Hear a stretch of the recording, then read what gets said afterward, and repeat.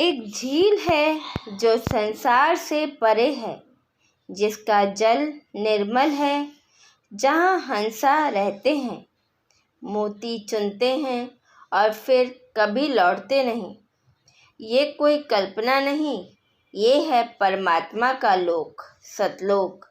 और यह दोहा हमें वहाँ ले जाने का रास्ता बताता है। मानसरोवर सुभर जल, हंसा केली कराही, मुक्ता फल मुक्ता चुगे, अब उड़ी अनत ना जाही। इस दोहे में कबीर साहिब हमें आध्यात्मिक संसार का वर्णन कर रहे हैं। मानसरोवर सुभर जल, यहाँ मानसरोवर कोई भौतिक झील नहीं, बल्कि सतलोक का प्रतीक है। वह स्थान जहाँ पूर्ण ब्रह्म कबीर परमेश्वर स्वयं निवास करते हैं। सुभर जल यानी दिव्य और पवित्र ज्ञान की झील। वहाँ सिर्फ शुद्ध आत्माएं ही जा सकती हैं। हंसा केली कराही, हंसा का अर्थ है पवित्र जीवात्मा, जो संसार के बंधनों से मुक्त होकर वहाँ पहुँचती हैं। केली कराही यानी आत्माएं वहाँ पूर्ण आनंद में मग्न होती हैं, परमात्मा की गोद में सुख प्राप्त करती हैं। मुक्ता फल मुक्ता चुगे, यहाँ मोती से अश्य है सच्चा आध्यात्मिक ज्ञान। वहाँ की आत्माएं सिर्फ ज्ञान, भक्ति और सुख की खुराक लेती है। वहाँ कोई दुख, रोग या मरण नहीं। अब उड़ी अनत ना जाही, और जब आत्मा वहाँ पहुँच जाती है, तब वह फिर कभी इस माया जाल, इस दुखमय संसार में वापस नहीं आती। कबीर साहिब ने अपने दोहों में प्रतीकों का गूढ़ प्रयोग किया है। मानसरोवर यानी सतलोक, हंसा अर्थात जीवात्मा जो पूर्ण संत के ज्ञान से मुक्त हो चुकी है। मुक्ता यानी सच्चा भक्ति मार्ग। अनंत यानी माया मोह का अनंत सागर। इस दोहे में कबीर साहिब बता रहे हैं कि जो भी आत्मा पूर्ण सतगुरु से दीक्षा लेकर सत्य भक्ति करती है, वही इस संसार रूपी भव सागर को पार कर पाती है और परमात्मा के उस शाश्वत लोक में पहुँचती है। संत रामपाल जी महाराज ने कबीर साहिब के इस दोहे का सार हमें बहुत स्पष्ट रूप में समझाया है। वे बताते हैं कि यह संसार असली घर नहीं है। यहाँ आत्मा दुख, मरण और कर्मों के बंधन में फंसी है, लेकिन सतलोक में ऐसा कुछ नहीं। वहाँ सिर्फ शांति, ज्ञान और अमृतत्व है।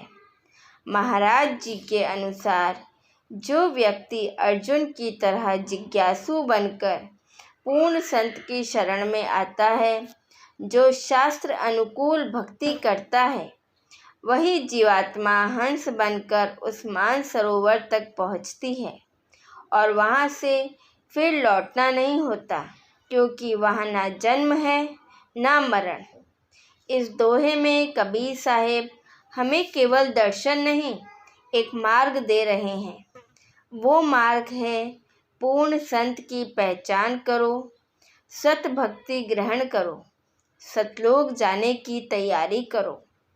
संत रामपाल जी महाराज आज इस युग में हमें वही ज्ञान दे रहे हैं जो स्वयं कबीर साहिब ने बताया था। उनके सत्संग में जाकर कोई भी जीव आत्मज्ञान प्राप्त कर सकता है और हंस बन सकता है।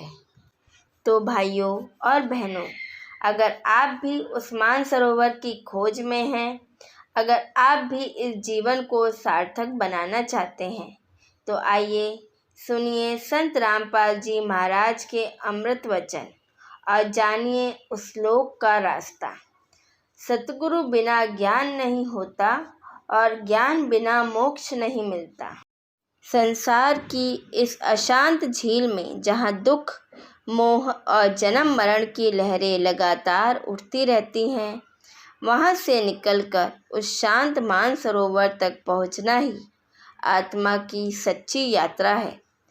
जहाँ हंस मोती चुगते हैं, वहाँ ना तृष्णा है ना भ्रम, वहाँ बस है सत्य, प्रेम और शाश्वत आनंद।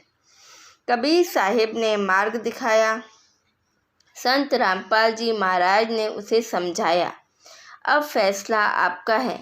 क्या आप भी हंस बनना चाहते हैं? क्या आप भी उस अमर लोक की ओर उड़ान भरना चाहते हैं?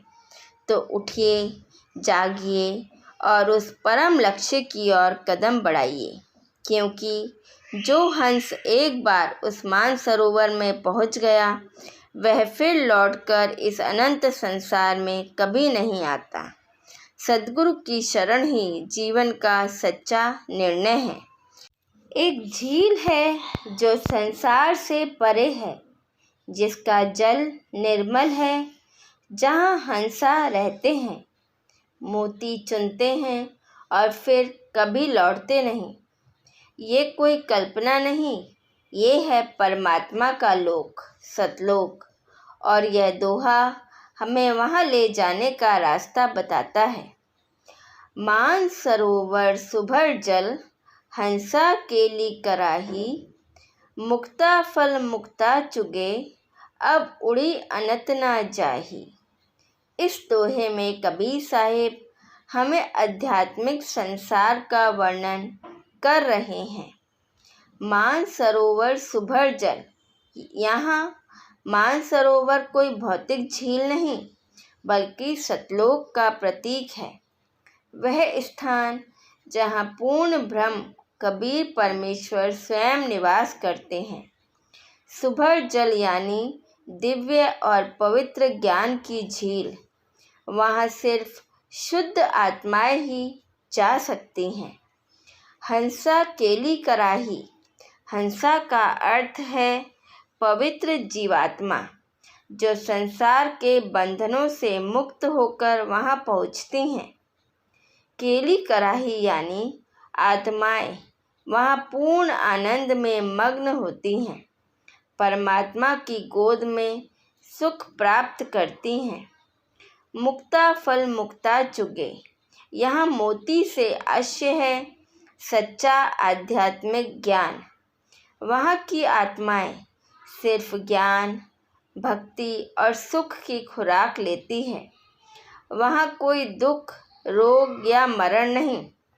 अब उड़ी अनत ना जाही, और जब आत्मा वहाँ पहुँच जाती है, तब वह फिर कभी इस माया जाल, इस दुखमय संसार में वापस नहीं आती।